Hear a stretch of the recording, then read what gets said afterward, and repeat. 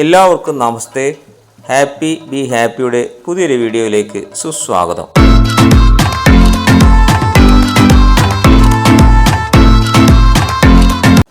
കൊട്ടിയൂർ ശ്രീ മഹാദേവ ക്ഷേത്രത്തിലെ തൃക്കലശാട്ടിനെ കുറിച്ചാണ് ഈ വീഡിയോ.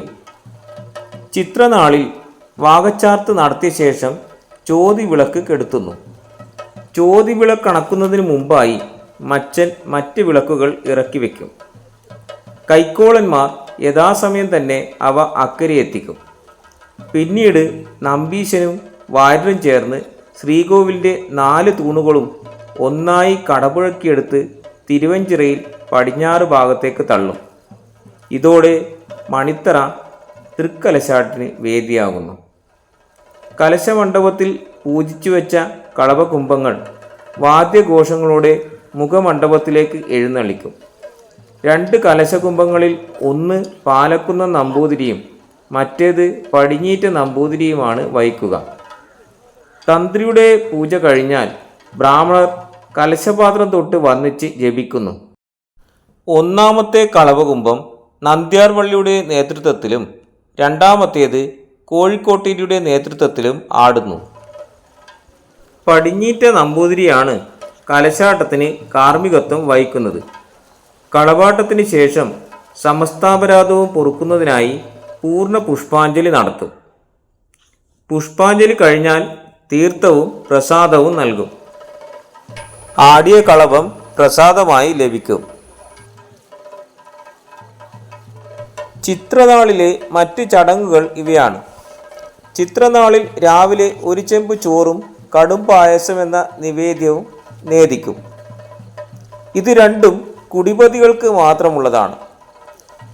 പാത്രം വിളി ചടങ്ങു കഴിഞ്ഞാൽ കുടിപതികൾ തിടപ്പള്ളിയിലേക്ക് പ്രവേശിക്കും. തിടപ്പള്ളിയിലെ അടുപ്പിൻ്റെ തിണ്ടിൽ, തിണ അല്ലെങ്കിൽ തണ്ട് എന്ന് പറയും, കയറിയിരുന്ന് നിവേദ്യ ചോറ് ഉപ്പും മുളകും ചേർത്ത് കഴിക്കുകയും കടും പായസം കുടിക്കുകയും ചെയ്യും.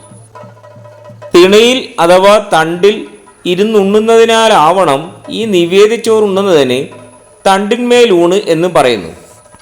പിന്നീട് ഭണ്ണാരങ്ങൾ ചേർത്ത് കെട്ടി കൂത്തരങ്ങിൽ വെച്ച് കണക്കപ്പിള്ളിയുടെ മേൽനോട്ടത്തിൽ അടിയന്തര യോഗത്തിൻ്റെ സാന്നിധ്യത്തിൽ ജന്മാവകാശികൾ ഏറ്റുവാങ്ങുന്നു. ബ്രാഹ്മണരല്ലാത്തവർക്ക് തിടപ്പള്ളിയിൽ പ്രവേശിക്കാവുന്ന ഏക ക്ഷേത്രവും കൊട്ടിയൂരാണ്.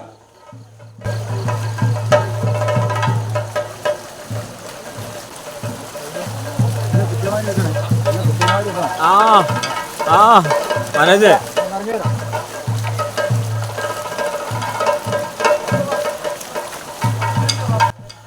ഈ വീഡിയോ മുഴുവനായും കാണുക. വീഡിയോ ഇഷ്ടപ്പെടുകയാണെങ്കിൽ ദയവായി ലൈക്ക് ചെയ്യുക, ഷെയർ ചെയ്യുക, കമൻറ്റ് ചെയ്യുക, സബ്സ്ക്രൈബ് ചെയ്യുക. നമസ്തേ.